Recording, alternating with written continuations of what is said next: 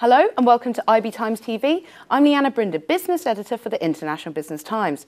Joining me now is Bas Seelen. He's the VP of Advertising at Spilgames. So hi, thanks for joining us. Hi, thank you.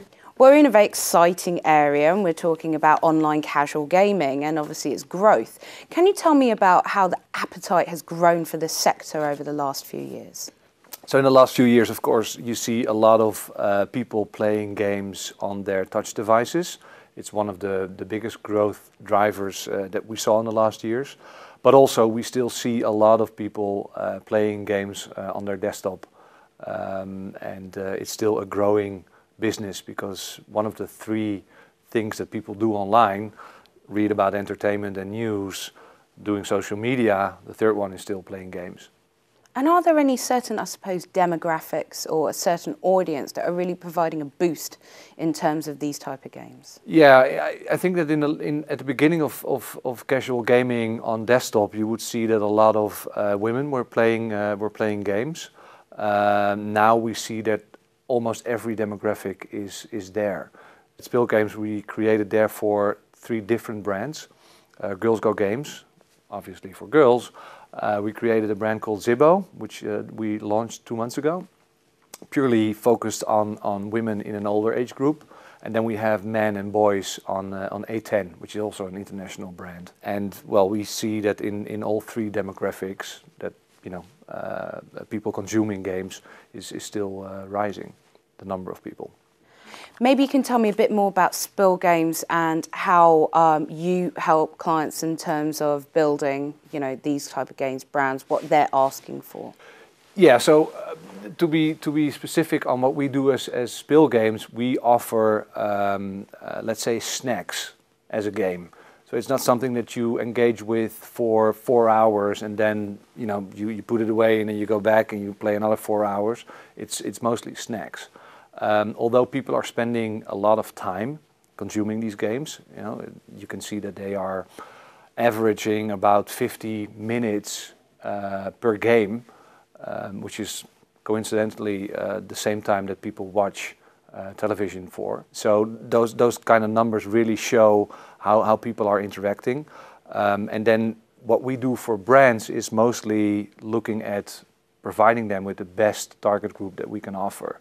And that's by having several data management products in place to be able to target in real time.